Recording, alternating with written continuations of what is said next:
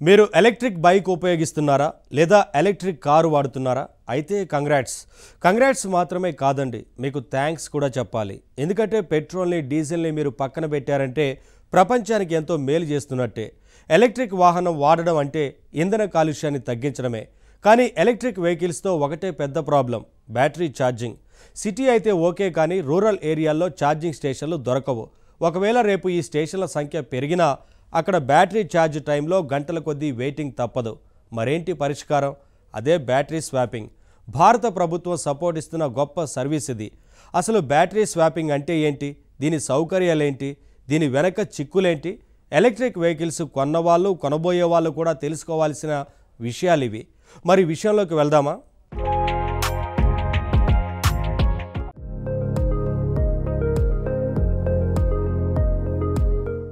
మీరు electric bike మీద వెళ్తున్నారు అందులో బ్యాటరీ ఛార్జ్ అయిపోవస్తోంది అప్పుడు మీరేం చేస్తారు దగ్గరలో ఎక్కడైనా ఛార్జింగ్ స్టేషన్ ఉందేమో అని చూస్తారు కోర్స్ ఇప్పుడు దేశంలో ఛార్జింగ్ స్టేషన్లు చాలా తక్కువగా ఉన్నాయి క్రమంగా వాటి సంఖ్య పెరుగుతూ వస్తోంది లక్కీగా మీ దగ్గరలోనే ఒక ఎలక్ట్రిక్ ఛార్జింగ్ స్టేషన్ కనిపించిందనుకోండి సంతోషమే కానీ అంతలోనే అసౌకర్యం అదేంటంటే ఛార్జింగ్ స్టేషన్లో మీ బ్యాటరీని ఛార్జ్లో పెట్టాలంటే కొన్ని గంటల పాటు మీరు ఖాళీగా కూర్చోవాలి లేదా చుట్టూ ఏవైనా పనులుంటే చూసుకొని మళ్లీ రావాలి మొత్తం మీద అపరిచిత ప్రదేశంలో ఈ వెయిటింగ్ చాలా అసౌకర్యం కలిగించే విషయం అదే అక్కడ ఛార్జింగ్ స్టేషన్ బదులు ఒక స్వాపింగ్ స్టేషన్ ఉందనుకోండి మీ పని చాలా సులువైపోతుంది స్వాపింగ్ స్టేషన్ అంటే ఏంటి బ్యాటరీ ఎక్స్చేంజ్ స్టేషన్ అన్నమాట డిశ్చార్జ్ అయిన మీ బ్యాటరీని అక్కడిచ్చేసి ఆల్రెడీ అక్కడ ఛార్జ్ అయిన ఓ కొత్త బ్యాటరీని మీరు తీసేసుకోవచ్చు మీ వాహనంలో దాన్ని పెట్టుకొని జూమ్ అని వెళ్ళిపోవచ్చు వెరీ సింపుల్ టైం వేస్ట్ ఉండనే ఉండదు ఇదిగో ఇప్పుడు ఈ స్వాపింగ్ స్టేషన్స్ మీదే దృష్టి పెడుతోంది భారత ప్రభుత్వం డిసెంబర్ 2024 నాటికి భారతదేశంలో దాదాపు 25,000 పబ్లిక్ ఛార్జింగ్ స్టేషన్లున్నాయి కానీ బ్యాటరీ స్వాపింగ్ స్టేషన్లు మాత్రం కేవలం 2,500 మాత్రమే ఉన్నాయి వీటి సంఖ్యను పెంచాలన్నదే ప్రభుత్వ లక్ష్యం ఈవీ ఎలక్ట్రానిక్ వెహికల్ అంతర్జాతీయ ఇంధన సమస్యకి గొప్ప సొల్యూషన్ అని చెప్పాలి ఎందుకంటే ఎలక్ట్రానిక్ వాహనాలకి కాలుష్యం సమస్య లేదు అందుకే ఇప్పుడు భారత ప్రభుత్వం ఈవీల నిర్మాణాలకి కంపెనీల్ని ప్రోత్సహిస్తోంది పర్యావరణ కోణంలోనే కాదు కస్టమర్ల కోణంలో చూసినా ఎలక్ట్రానిక్ వాహనాలే బెస్ట్ అని చెప్పాలి కొనేటప్పుడు కాస్త కాస్ట్లీ అనిపించవచ్చు కానీ వాటికి రిపేర్లు తక్కువ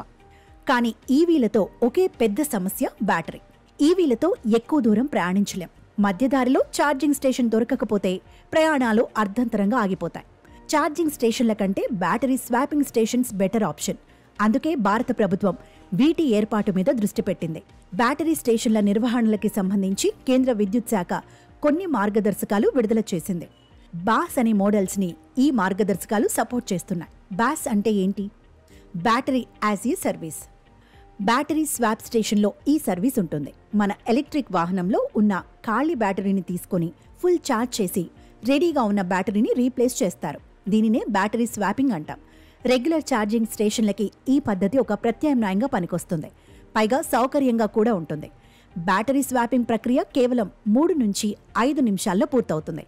టైం వేస్ట్ ఉండదు ప్రత్యేకించి బిజినెస్ వెహికల్స్కి ఇది ఎంతో ఉపయోగకరం స్వాపింగ్ అంటే సింపుల్ కారులో పెట్రోల్ అయిపోతే పెట్రోల్ స్టేషన్కి వెళ్ళి పెట్రోల్ కొట్టించుకోవాలి కానీ ఇంట్లో గ్యాస్ సిలిండర్ అయిపోతే దాంట్లో గ్యాస్ నింపి తెచ్చుకో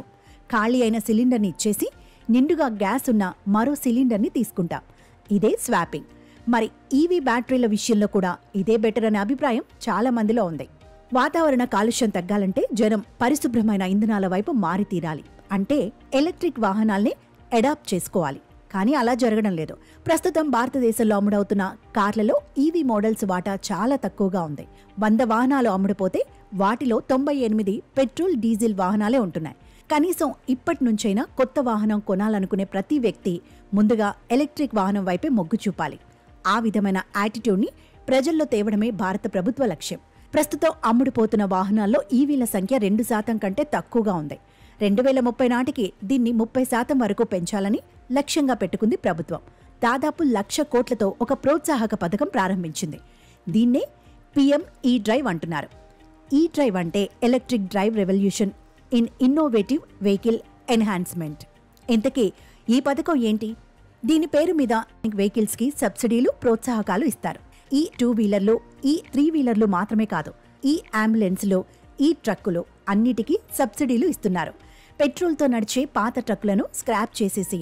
కొత్త వాహనాలకి మారే వాళ్లకి కూడా సపోర్ట్ లభిస్తుంది. ఈ కార్లు, ఈ బైకులే కాదు, బస్సుల్లోనూ ఈ బస్సులకే ప్రాధాన్యం. ప్రజా రవాణా సంస్థల్లో ఉపయోగించడానికి 14,000కి పైగా ఎలక్ట్రిక్ బస్సుల్ని కొనుగోలు చేయబోతున్నారు. మొత్తం మీద కొన్ని దశాబ్దాల్లో క్రమంగా పెట్రోల్, డీజిల్ వాహనాలకి గుడ్ బై చెప్పడమే మన లక్ష్యం కావాలి.